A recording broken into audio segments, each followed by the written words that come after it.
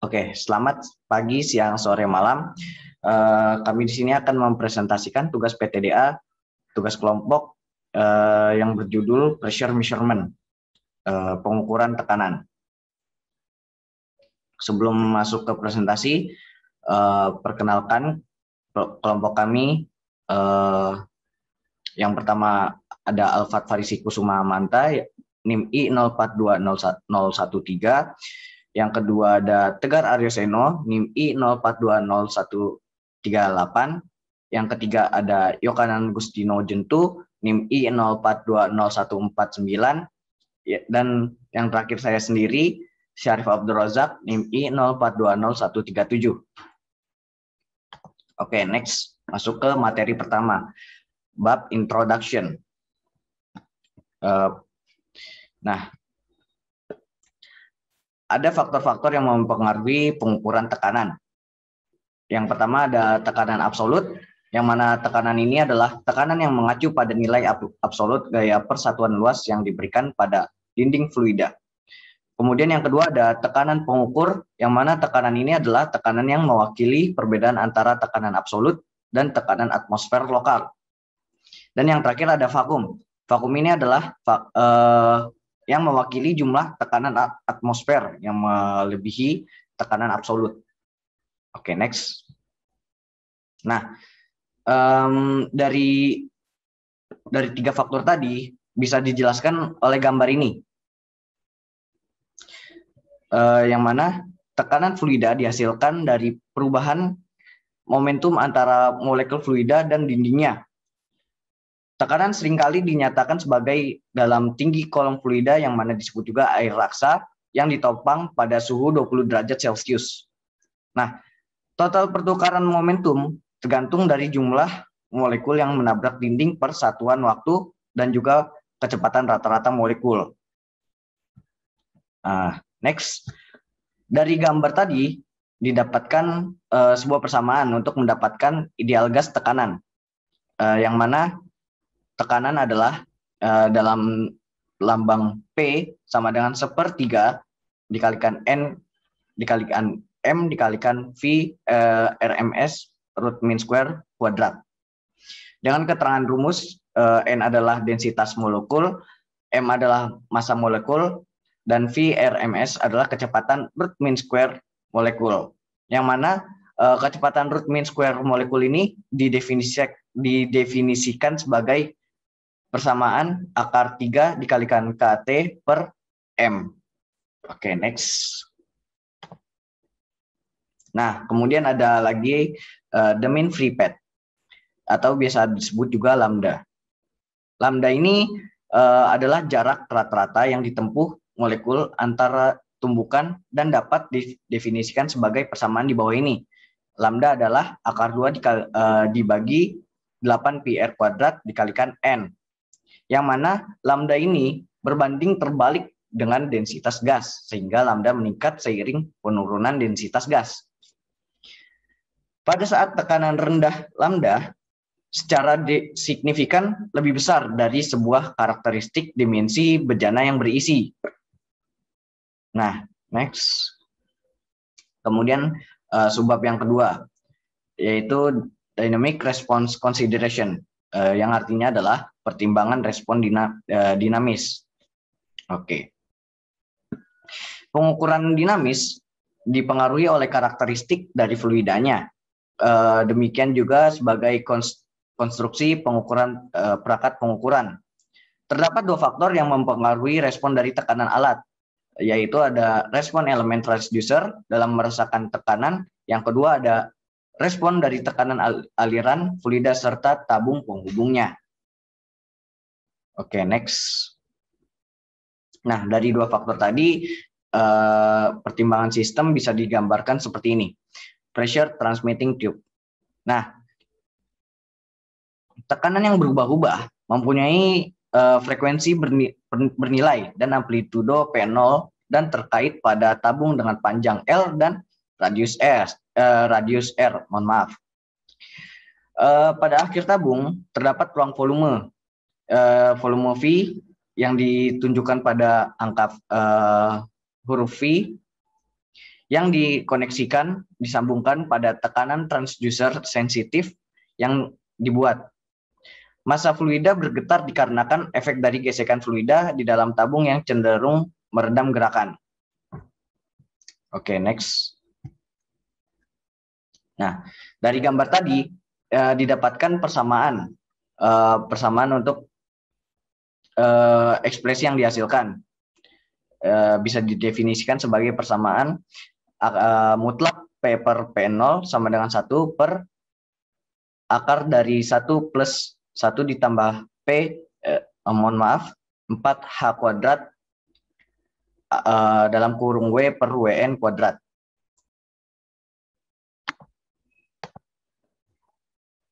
Yang mana frekuensi alami WN dan rasio redaman H bisa didefinisikan sebagai persamaan di bawah ini nih, di bawahnya, yaitu WN sama dengan akar 3 pi R kuadrat C kuadrat dibagi 4 L dikalikan LV, kemudian rasio redaman H sama dengan 2 mu per rho CR pangkat 3 dikalikan dengan akar 3 LV per pi, yang mana C ini mewakili kecepatan suara dalam cairan dan mu ini adalah viskositas cairan dinamis, dan rho adalah densitas fluida.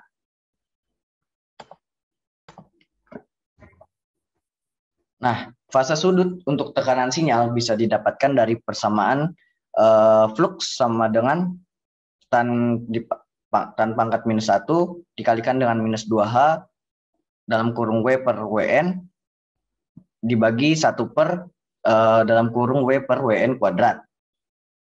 Nah, ketika diameter tabung terlalu kecil seperti di dalam kapiler, itu memungkinkan untuk menghasilkan perbandingan yang sangat besar, sehingga akan dikurangi untuk mengikuti frekuensi di bawah frekuensi alami.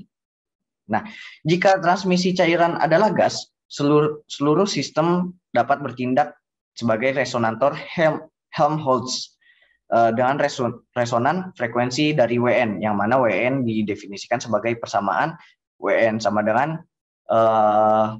dalam kurung PR dalam kurung akar PR kuadrat dikalikan C kuadrat per V volume dikalikan dengan L ditambah 1 per 2 akar Pi kuadrat dikalikan R kuadrat. Nah, kemudian subbab yang ketiga, mechanical pressure measurement device, yang mana artinya adalah perangkat pengukuran tekanan mekanis. Nah, mohon maaf. Perangkat mekanik adalah salah satu cara paling sederhana untuk mengukur tekanan dalam cairan manometer secara luas. Digunakan sebagai perangkat untuk pengukuran tekanan fluida. Bisa dilihat gambarnya pressure signal. Nah, perbedaan tekanan antara tekanan P yang tidak diketahui dan atmosfer ditentukan sebagai fungsi dari perbedaan tinggi H. Yang mana rho F adalah kekentalan dari fluida pada tekanan P, sedangkan rho M adalah kekentalan dari cairan manometer ditunjuk sebagai keseimbangan tekanan. Nah, dari definisi ini didapatkan persamaan yang akan saya tampilkan. Nah, ini PA ditambah G per GC dikalikan H rho M sama dengan P plus G per GC dikalikan H rho F. Dan juga P dikurangi PA sama dengan G per GC dikalikan H dalam kurung rho M di minus rho F. Nah, persamaan ini memberikan dasar prinsip dari manometer tabung U. Harus diperhatikan ya, bahwa jarak H diukur sejajar dengan gaya gravitasi dan tekanan diferensial P dikurangi PA. Diukur pada lokasi yang ditunjuk oleh garis putus-putus tadi. Nah, dari dari yang saya sebutkan tadi didapatkan sensitivitas dengan rumus H per dalam kurung P kurangi PA. Yang mana ini bisa dijabarkan lagi bahwa 1 per kurung G per GC kurung dikalikan dengan rho M dikurangi rho F. Oke. Nah, kemudian terdapat well type manometer yang beroperasi seperti manometer tabung U. Nah, tetapi ini perbedaan pada konstruksinya. Biasanya, well type manometer ini diisi ke tingkat tertentu pada kondisi diferensial tekanan 0. Pengukuran ini terbuat dari perpindahan kolom kecil dari level 0 dan perpindahan dilambangkan dengan H aksen, yang mana H aksen didapatkan dari persamaan H aksen dikalikan A2 sama dengan kurung H dikurangin H aksen dikalikan A1. Nah, kesetimbangan tekanannya dapat didefinisikan sebagai persamaan ini P dikurangin PA sama dengan G per GC dikalikan H aksen kurung A2 per A1 ditambah 1 kurung dikalikan dengan rho M kurangi rho F. Nah, dari persamaan sensitif dengan sehingga didapatkan persamaan sensitivitas sebagai berikut ini. L per delta P dan juga H per delta P. Oke, next. Nah, terdapat juga seperti gambar ini. Nah, ini bisa juga disebut dengan barometer. Bisa dipakai untuk barometer.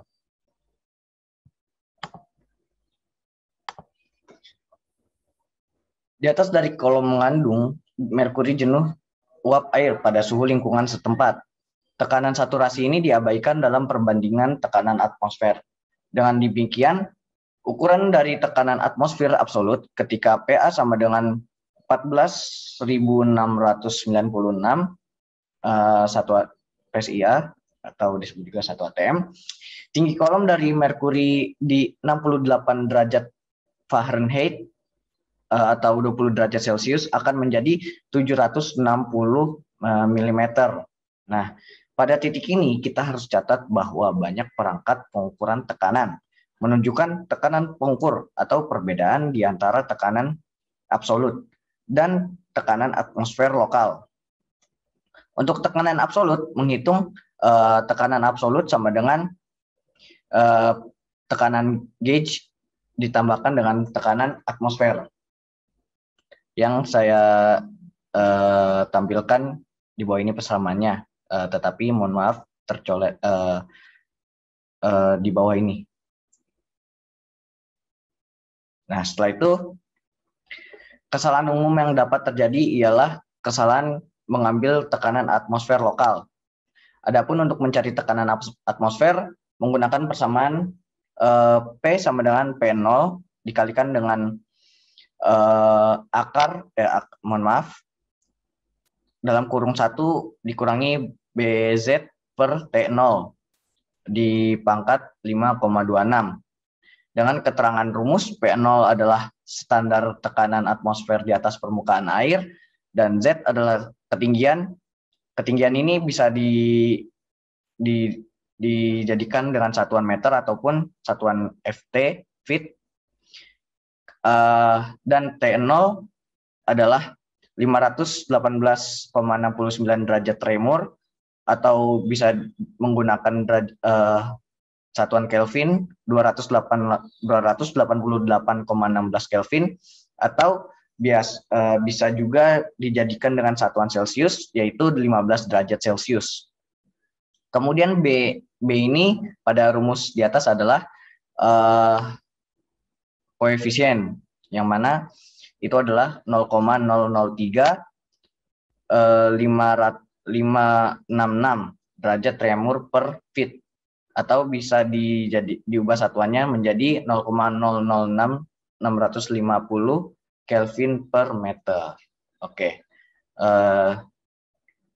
Itu saja dari saya, dilanjutkan oleh teman saya. Next. Untuk kemudian kita lanjut ke penguji robot, maksud saya penguji bobot mati. Nah, meeting. Menguji bobot mati adalah sebuah alat yang digunakan untuk mengetahui tekanan benda dengan diketahui beratnya. Biasanya itu adalah perangkat yang digunakan untuk statis, kalibrasi, pengukuran tekanan, dan jarang digunakan untuk sebuah pengukuran tekanan aktual.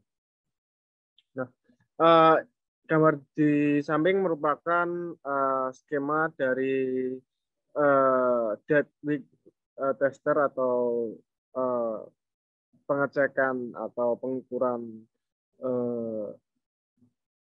berat yang mati. Nah, ini merupakan perangkat yang diatur dalam kalibrasi tekanan pengukuran G. Tingkat akurasi dari penguji bobot mati dibatasi oleh faktor. Nah, yang pertama ada gesekan antara silinder dan piston serta ketidakpastian pada daerah piston. Nah, rumus dari penguji bobot mati bisa dilihat dari rumus 6.15. Ini merupakan presentasi kesalahan jadi karena variasi jarak bebas. Nah, ini merupakan persen errornya dan ini rumusnya, dan dari rumus ini kita bisa ketahui ini maksudnya pemaparan dari setiap simbol yang ada. Kemudian kita masuk ke Bourdon Tube Pressure Gauge. Nah, pengukur tekanan tabung Bourdon. Pengukuran tekanan tabung Bourdon menikmati jangkauan luas dari aplikasi saat konsisten. Pengukuran Hayes adalah pengukur tabung Bourdon yang sangat akurat, dengan akurasi 0,1% dari skala penuh yang dibaca, serta sering digunakan sebagai standar tekanan standar di dalam laboratorium kerja. Pembangunan gate Bourdon Tube ditunjukkan dalam gambar di bawah. Tabung Bourdon itu sendiri biasanya merupakan tabung cross-sectional ellipse yang memiliki konfigurasi bentuk C.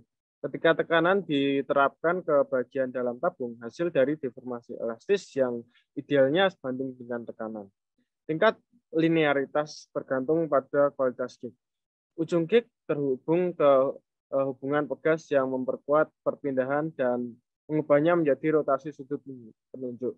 Hubungan dibangun sehingga mekanisme dapat disesuaikan untuk linearitas optimal dan histeris minimum konstruksi dari pengukur tabung Bourdon ditampilkan di dalam gambar berikut. Nah, maaf ini adalah gambarnya. Nah, tabung Bourdon sendiri biasanya merupakan tabung penampang elips yang memiliki konfigurasi bentuk C. Ketika tekanan diterapkan ke dalam tabung, hasil deformasi elastisnya akan proporsional dengan tekanan. Ujung pengukur terhubung ke tautan pegas yang memperkuat perpindahan dan mengubahnya menjadi rotasi sudut penunjuk. Mekanismenya dapat disesuaikan untuk mengoptimalkan linearitas dan histeris minimum. Juga untuk mengkompensasi keausan yang mungkin berkembang selama periode tersebut. Pengukur tegangan hambatan listrik juga dapat dipasang pada tabung Bourdon untuk merasakan deformasi elastis. Nah, kita lanjut ke diagram and Bellows gauge. Diagram and Bellows gauge merupakan jenis perangkat deformasi elastis yang digunakan untuk banyak aplikasi pengukuran tekanan.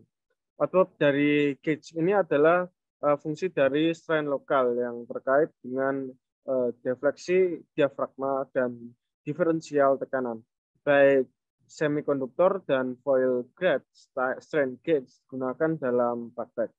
Akurasi kurang lebih 0,5% dari skala penuh adalah khas dari gauge ini. Mempertimbangkan terlebih dahulu diafragma datar yang mengalami tekanan di diferensial P1 sampai P2 seperti yang ditunjukkan pada gambar berikut. Nah, ini merupakan gambar dari diagram and Bellows gauge dan ini merupakan P1 dan di bawahnya ada P2. Diafram akan dibulokkan sesuai dengan perbedaan tekanan dan defleksi yang diharuskan oleh transducer perpindahan yang sesuai. Pengukuran tegangan hambatan listrik juga dapat dipasang pada diafragma. Nah, ini merupakan output dari pengukuran fungsi dari gauge tadi. Nah, output dari pengukuran adalah fungsi dari tekanan lokal yang berhubungan dengan diafragma, defleksi, dan tekanan diferensial. Baik semikonduktor atau pengukuran tegangan ground foil digunakan dalam praktek. Defleksi umumnya mengikuti variasi linear P ketika defleksi kurang dibandingkan ketebalan diafragma. Nah, gambar tersebut membandingkan karakteristik defleksi dari 3 diafragma. Perhatikan bahwa 2 diafragma pertama memiliki pemuatan tekanan yang seragam di seluruh permukaan dari disk. Sedangkan tipe ketiga memiliki beban yang diterapkan di pusat. Dalam ketiga kasus diasumsikan bahwa sisi luar dari disk adalah tetap kaku. Untuk memfasilitasi tanggapan linear pada rentang defleksi yang besar, diafragma dibangun dari piringan bergelombang seperti yang ditunjukkan pada gambar di bawah ini. Ini bukan piringan sebenarnya. Nah, jenis diafragma ini paling cocok untuk aplikasi di mana perangkat mekanisme digunakan untuk merasakan defleksi diafragma. Defleksi yang lebih besar biasanya diperlukan dengan perangkat amplifikasi mekanis dibandingkan transducer listrik. Lalu untuk below gauge digambarkan secara skematis dalam gambar ini merupakan below gauge. Nah, below gauge umumnya tidak cocok untuk pengukuran sementara karena gerakannya relatif lebih besar dan massa terlibat. Diafragma pengukur melibatkan perpindahan yang agak kecil dan cocok untuk pengukuran tekanan frekuensi tinggi. Defleksi dari diafragma bahwa tekanan mungkin dirasakan oleh kapasitas variasi seperti yang ditunjukkan pada gambar berikut. Nah, frekuensi alami dari diafragma melingkar tetap pada kelilingnya diberikan oleh persamaan. Ini bukan persamaan defleksi dari diafragma tadi. Nah, kita lanjut bab 7, the Bridgman gauge. Penggunaan Bridgman. Resistensi kabel halus berubah terhadap tekanan berdasar pada hubungan linear. Lah, R sama dengan R1, 1 plus B delta B. R1 adalah hambatan pada 1 atmosfer. B adalah koefisien tekanan resistansi, dan P adalah pengukuran tekanan. Tekanan transmitter berdasarkan prinsip ini disebut pengukuran Bridgman. Pengukuran ini dapat mengalami penuaan selama periode waktu tertentu, sehingga diperlukan kalibrasi berulang. Meskipun ketika kalibrasi dilakukan dengan benar, dapat digunakan untuk pengukuran tekanan tinggi dengan ketepatan 0,1%. Respon sementara pengukurannya sangat bagus. Kalau resistansi itu sendiri dapat merespon ke variasi dalam jangkauan megahertz. Tentu respon frekuensi keseluruhan dari sistem pengukuran tekanan akan dibatasi pada nilai yang jauh lebih rendah karena respon akustik dari fluida transmisi. Mungkin bisa dilanjutkan dengan saya.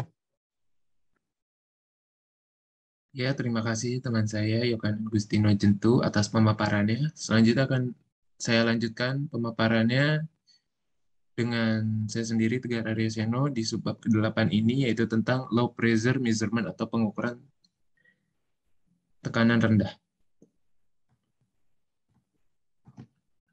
Nah, jadi low pressure measurement atau pengukuran tekanan rendah ini apa sih? Nah, jadi low pressure measurement atau pengukuran tekanan rendah ini adalah pengukuran yang tidak dapat diakses oleh pengukur konvensional. Nah, yang dimaksud dalam tidak dapat diakses oleh pengukur konvensional ini adalah low pressure measurement atau pengukuran tekanan rendah ini adalah pengukuran tekanan absolut di bawah 1 torr atau 1 mm Hg atau 133 Pascal.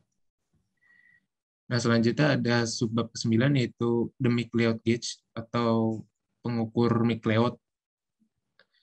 Nah, jadi pengukur Micleod itu apa sih? Nah, pengukur Micleod itu adalah manometer merkuri yang sudah dimodifikasi. Nah, terlihat juga di gambar, terdapat gambar dari Micleod gauge ini, dan cara kerja dari Micleod gauge ini adalah reservoir yang bergerak diturunkan sampai kolom merkuri turun di bawah pembukaan O.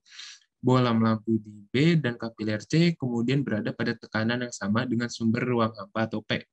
Reservoir kemudian dinaikkan sampai air raksa memenuhi bola lampu dan naik di kapiler ke titik di mana level di kapiler referensi terletak di titik 0. Nah, volume kapiler persatuan panjang dilambangkan dengan A. Nah, oleh karena itu, terdapatlah persamaan-persamaan berikut ini. Ya, ini adalah persamaan-persamaannya. Nah, yang pertama ini, itu adalah persamaan volume dari gas di kapiler. Ini persamaan pertama ini, yaitu persamaan ini itu terdapat Y di persamaan tersebut. Nah, itu Y itu adalah panjang kapiler yang ditempati oleh gas. Jika volume dari kapiler, bohlam, dan tabung ke bawah ke pembukaan kita asumsikan sebagai VB dan kita asumsikan kompresi isotermal dari gas dalam kapiler, maka terdapat persamaan kedua ini. Oke, saya tulis kompresi isotermal. Nah, terus tekanan ditunjukkan pada kapiler, yaitu di persamaan ketiga ini. Nah, tekanan dapat dinyatakan dalam hal ketinggian kolom merkuri. Nah, persamaannya itu adalah persamaan keempat ini. Nah, persamaan kelima ini adalah jika AY lebih besar daripada VB, maka berlaku persamaan ini. Nah, pengukur Micleod komersial itu memiliki kapiler yang dikalibrasi langsung dalam mikrometer. Pengukur Micleod sensitif terhadap uap terkondensi yang mungkin ada dalam sampel karena dapat mengembun dan kompresi menjadi tidak valid. Maaf, yang menggembun pada kompresi dan menjadikan hasilnya tidak valid. Yang ke-10 ada Pirani Thermal Conductivity Gauge. Jadi Pirani Thermal Conductivity Gauge ini apa sih? Nah, jadi pada tekanan rendah konduktivitas thermal efektif gas berkurang dengan tekanan, pengukur Pirani adalah perangkat yang dapat mengukur tekanan melalui perubahan konduktansi thermal gas. Dapat dilihat di gambar yang ini. Nah, ini adalah Pirani Thermal Conductivity Gauge. Nah, secara elektrik, filamen yang dipanaskan ditempatkan di dalam ruang vakum. Kehilangan panas dari filamen tergantung pada konduktivitas thermal gas dan suhu filamen. Semakin rendah tekanan, semakin rendah konduktivitas thermal, dan menyebabkan lebih tinggi suhu filamen untuk input energi listrik yang diberikan. Suhu filamen dapat diukur dengan thermocouple, tetapi dalam pengukur tipe Pirani, pengukuran dilakukan dengan mengamati variasi resistensi filamen bahan. Pengukuran resistansi dapat dilakukan dengan rangkaian jembatan yang sesuai. Kehilangan panas dari filamen juga merupakan fungsi dari suhu lingkungan. Ya, terus karena kehilangan panas dari filamen juga merupakan fungsi suhu lingkungan, dan dalam praktiknya dua pengukur terhubung. Terlihat di gambar kedua ini, yaitu terdapat dua pengukur yang terhubung di sini.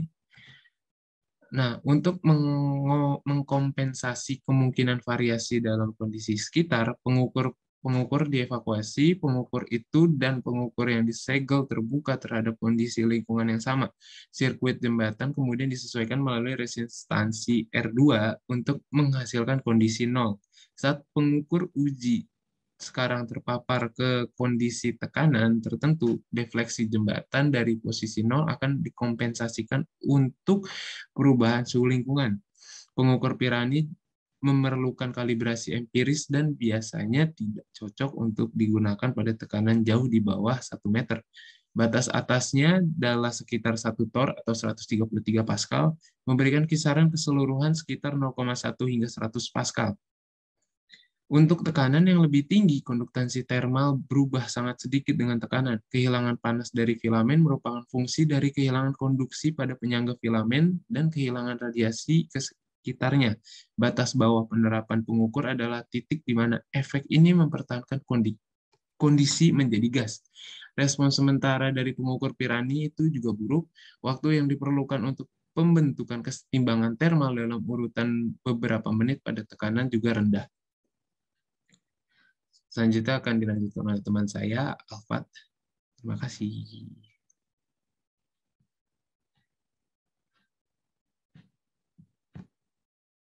Baik, selanjutnya saya akan menjelaskan materi mengenai the Knudsen gauge. Nah, apa itu pengertian dari the Knudsen gauge? The Knudsen gauge ini merupakan suatu jenis manometer yang bekerja dengan interaksi partikel dengan permukaan. Nah, dapat dilihat di sini terdapat sebuah gambar yang merupakan ilustrasi dari skema the Knudsen gauge. Nah, pada gambar ini terdapat dua baling-baling V dan juga cermin M yang dipasangkan filamen tipis. Nah, di dekat baling-baling terdapat dua plat yang dipanaskan. Jarak pemisah antara baling-baling dengan plat ini kurang dari jarak rata-rata. Nah, kemudian pemanas akan dipasang sehingga suhu plat akan lebih tinggi dari lingkungan di sekitar gas. Nah, molekul yang menabrak baling-baling dari plat panas ini memiliki kecepatan lebih tinggi akibat perbedaan suhu daripada yang meninggalkan baling-baling. Nah, kemudian pertukaran momentum dengan baling-baling merupakan suatu fungsi dari kepadatan molekul yang memiliki hubungan dengan tekanan serta suhu dari gas. Nah, perbedaan suhu tersebut dapat ditunjukkan pada persamaan di bawah ini. Baik, materi selanjutnya saya akan menjelaskan mengenai the ionization gauge.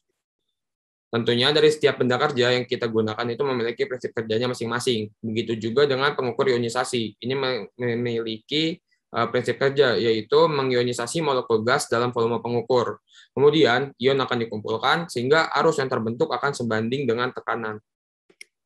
Nah, gambar yang terdapat pada slide ini merupakan sebuah ilustrasi dari skema ionization gauge atau yang biasa kita sebut sebagai pengukuran ionisasi. Nah, pada skema tersebut, katoda yang dipanaskan akan memancarkan elektron. Nah, ketika elektron bergerak menuju grid, akan menghasilkan suatu ionisasi molekul gas melalui tumbukan. Nah, ion positif akan berkumpul menghasilkan arus jaringan P. Kemudian, elektron serta ion negatif akan dikumpulkan oleh grid sehingga menghasilkan arus jaringan G. Nah, kemudian tekanan gas proporsional dengan perbandingan antara arus plat dan juga arus jaringan dapat ditemukan dalam persamaan ini.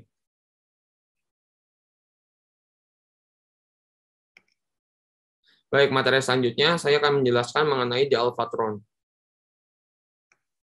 Baik, pertama-tama kita pasti bertanya, apa itu the alphatron? Nah, the alphatron ini merupakan suatu pengukur ionisasi radioaktif yang menghasilkan arus ionisasi. Nah, baik, gambar ini merupakan sebagai ilustrasi dari skema the alphatron. Nah, bisa kita lihat sumber radium pada skema tersebut memiliki fungsi sebagai pemancar partikel alfa. Kemudian, partikel tersebut akan mengionisasi gas di dalam selungkup pengukur, dan juga tingkat ionisasinya akan ditentukan dengan mengukur tegangan outputnya. Nah, ketika teganannya lebih rendah, the mean free path akan menjadi lebih besar, sehingga mengakibatkan terjadi tabrakan karena tingkat ionisasi yang terlalu kecil. Akan tetapi, perlu kita ketahui juga bahwa the alphatron ini memiliki kelebihan, yaitu dapat digunakan pada tekanan atmosfer serta vakum yang cukup tinggi, dan tidak terdapat pengukur ionisasi konvensional atau filamen panas. Baik, sekian dari kelompok kami. Kurang lebihnya mohon maaf. Assalamualaikum warahmatullahi wabarakatuh.